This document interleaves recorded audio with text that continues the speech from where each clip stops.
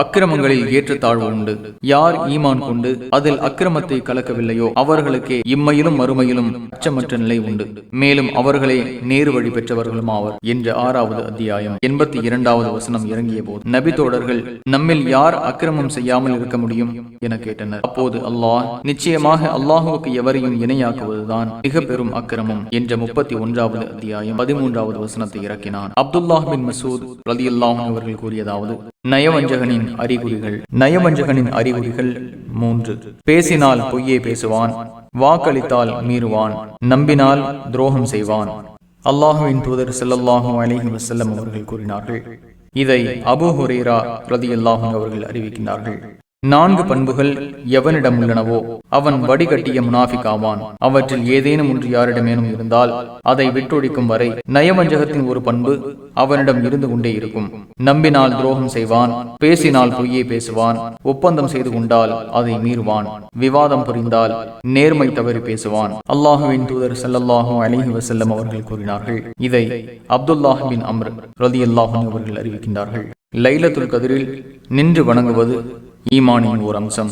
எவர் நம்பிக்கை கொண்டவராகவும் அல்லாஹுவிடம் நன்மையை எதிர்பார்த்தவராகவும் லைலத்துல் கத்ர் இரவில் நின்று வணங்குகிறாரோ அவரது முந்தைய குற்றங்கள் மன்னிக்கப்பட்டுவிடும். அல்லாஹுவின் தூதர் ஸல்லல்லாஹு அலைஹி வஸல்லம் அவர்கள் கூறினார்கள். இதை அபூ ஹுரைரா ரலியல்லாஹு அவர்கள் அறிவிக்கின்றார்கள். அறப்போர் புரிவதும் ஈமானின் ஓர் அம்சம்.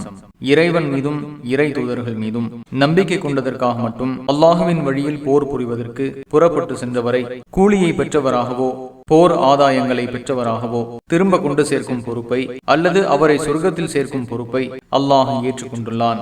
எனது சமுதாயத்திற்கு நான் சிரமத்தை கொடுத்து விடுவேனோ என்ற அச்சம் மட்டும் இல்லை என்றால் நான் அனுப்பும் எந்த இராணுவத்திற்கு பின்னரும் நானும் போகாமல் உட்கார்ந்திருக்க மாட்டேன். நிச்சயமாக நான் அல்லாஹுவின் பாதையில் கொல்லப்பட்டு மீண்டும் உயிர்ப்பிக்கப்பட்டு மீண்டும் கொல்லப்பட்டு மீண்டும் உயிர்ப்பிக்கப்பட்டு மீண்டும் கொல்லப்படுவதையே விரும்புகிறேன். அல்லாஹுவின் தூதர் ஸல்லல்லாஹு அலைஹி வஸல்லம் அவர்கள் கூறினார்கள். இதை அபூ ஹுரைரா ரலியல்லாஹு அவர்கள் அறிவிக்கின்றார். அவரது முந்தைய பாவங்கள் அனைத்தும் மன்னிக்கப்பட்டுவிடும். யார் நம்பிக்கை கொண்டு நற்கூலியை எதிர்பார்த்து ரமலான் மாதத்தில் நின்று வணங்குகிறாரோ அவரது முந்தைய பாவங்கள் அனைத்தும் மன்னிக்கப்பட்டுவிடும். அவரது முந்தைய பாவங்கள் மன்னிக்கப்படும். நன்மையை எதிர்பார்த்தவராக ரமலான் மாதத்தில் நோன்பு நோற்பது ஈமானின் ஓர் அம்சம். யார் நம்பிக்கை கொண்டு நன்மையை எதிர்பார்த்து ரமலான் மாதம் நோன்பு நோற்பாரோ அவரது முந்தைய பாவங்கள் மன்னிக்கப்படும். இஸ்லாமிய மார்க்கம் எளிமையானது. அசத்தியத்தை விட்டு சத்தியத்தில் நிலைத்து நிற்கின்ற இலகுவான இஸ்லாமிய மார்க்கமே அல்லாஹுவுக்கு மிக்க விருப்பமான மார்க்கம் என்ற நபிமொழி. நிச்சயமாக இந்த மார்க்கம் எளிமையானது. இம்மார்க்கத்தை எவரும் தம் மீது சிரமமானதாக ஆக்கிக் கொண்டால் அவரை அது மிகைத்துவிடும். எனவே நடுநிலைமையை மேற்கொள்ளுங்கள், இயன்றவற்றை செய்யுங்கள், நற்செய்தியை சொல்லுங்கள். காலையிலும் மாலையிலும் இரவில் சிறிது நேரமும் அல்லாஹுவிடத்தில் உதவி தேடுங்கள். உங்கள் ஈமானை அல்லாஹ் நன்மை ஏதுமின்றி பாழ்படுத்திவிட மாட்டான். 2வது அத்தியாயம் 143வது வசனத்தின் கூற்று. இதன் கருத்தாவது, பைத்துல் முகத்தஸ் ஆலயத்தை நோக்கி நீங்கள் தொழுத தொழுகையை அல்லாஹ் வீணாக்கிவிட மாட்டான்.